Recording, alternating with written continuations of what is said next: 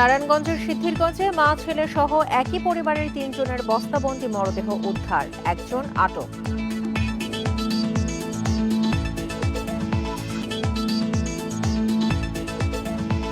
পুরো খবরে নারায়ণগঞ্জের সিদ্ধিরগঞ্জে মিজমিজি এলাকায় বাড়ির আঙিনা থেকে মা ছেলে সহ ৩ জনের বস্তাবন্দি খণ্ডিত মরদেহ উদ্ধার করেছে পুলিশ। নিহতরা হলেন স্বপ্না, তার ছেলে আব্দুল্লাহ ও বোন লামিয়া। এ ঘটনায় জড়িত সন্দেহে স্বপ্নার স্বামী ইয়াসিনকে আটক করা হয়। পুলিশ জানায় সকালে একটি বস্তায় হাত দেখতে পেয়ে এলাকাবাসী তাদের খবর দেয়। পরে পুলিশ ঘটনাস্থলে গিয়ে ৩ জনের মরদেহ উদ্ধার করে। প্রাথমিক তদন্তে জানা গেছে মাদকসেবী ইয়াসিন পারিবারিক কলহের জেরে তার স্ত্রী স্বপ্না, শালিকা লামিয়া ও ছেলে আব্দুল্লাহকে হত্যা করে মাটি চাপা দিয়ে রাখে।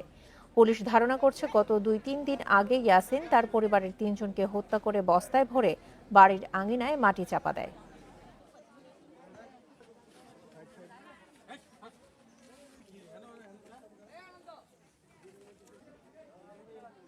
আটটা নটা দিক দইব এন মাসি উঠতে আছে কুত্তায় মনে হয় হেসাইছে, পরে কুত্তে আসানোর পর দেখা যায় একটা হাত বাড়ি গেছে লাশে।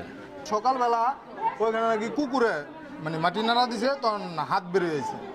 পরে আমার জেলা আবার বাসা থেকে বেরিয়ে আইসা দেখে একটা হাত বেরিয়েছে, তখন বুঝতে পারছে যে এখানে লাশ আছে। হত্যাকাণ্ডের আরও তথ্য জানাতে এই মুহূর্তে যোগ দিচ্ছেন আমাদের সহকর্মী রাকিবুল হাসান। রাকিব, ইয়াসিনকে আটকের পরে এখন পর্যন্ত কি হত্যাকাণ্ডের মূল কারণ সম্পর্কে জানা গেছে? দেখুন, আপনি জানেন যে এই সিদ্ধিরগঞ্জের এই মিজমিজি এলাকায় আজ একই পরিবারের ৩ জনের যেই খণ্ডিত মরদেহ উদ্ধার করেছে।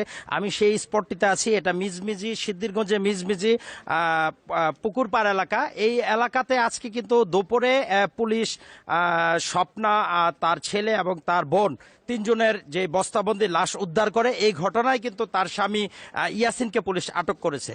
এ ব্যাপারে নারায়ণগঞ্জের যে এএসপি পুলিশ সুপার তিনি আমাকে জানিয়েছেন, তার সাথে কথা বলেছি। সে প্রাথমিক জিজ্ঞাসাবাদে সে যেই বিষয়টি জানিয়েছেন যে ইয়াসিন এমনিতে মাদকাসক্ত ছিল, তাদের পারিবারিক কলহ ছিল এবং গত ধারণা করছে যে গত ২-৩ দিন আগে কোনো এক সময় সে এই মিজমিজি এলাকায় যে খলিল মিয়ার বাড়িতে তারা বসবাস করতেন, সেই বাড়িতে হত্যাকাণ্ড ঘটিয়ে সে কিন্তু এই স্পটটি যেটা দেখছেন সেখানে কিন্তু বস্তাবন্দি অবস্থায় সেখানে এই ৩ জনের খণ্ডিত মরদেহগুলি সে মাটি চাপা দিয়ে রাখে। এবং আজকে সকালে এলাকাবাসী যখন এই একটি হাত বের হতে দেখে এবং পুলিশকে খবর দিলে পুলিশ এসে এই লাশগুলি তখন তারা উদ্ধার করে এবং পরবর্তীতে সেটা মর্গে পাঠানো হয়।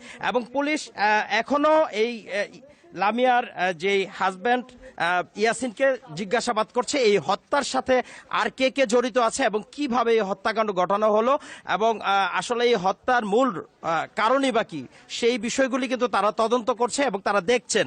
এবং এই পর্যন্ত আমাদেরকে প্রাথমিকভাবে যতটুকু তিনি জানিয়েছেন যে তারা প্রাথমিকভাবে তারা জেনেছেন যে এই স্বামী পারিবারিক কলহের কারণেই কিন্তু এই ৩ জনকে তারা হত্যা করে এখানে মাটি চাপা দেয়।